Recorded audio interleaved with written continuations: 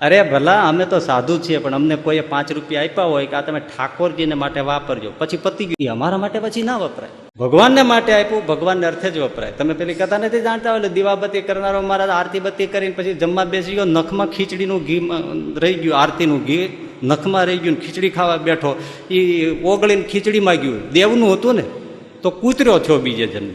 હવે ખાધું કેટલું? તે જે લાખો રૂપિયા આમ ગળી જતા હશે એનું શું થતું હશે?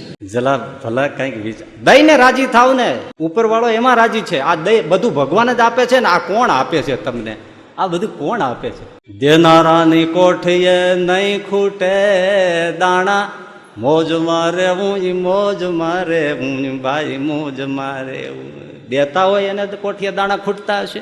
લઈ લેનારા પછી કોઈ દી ટીલે થયા નથી, કોઈને ઘેરે દીવા રહ્યા નથી. પેઢી દર પેઢી પછી તમારે દુઃખ ભોગવવાના હોય ને, વંશ પરંપરાગત, તો આ ધંધા કરવા.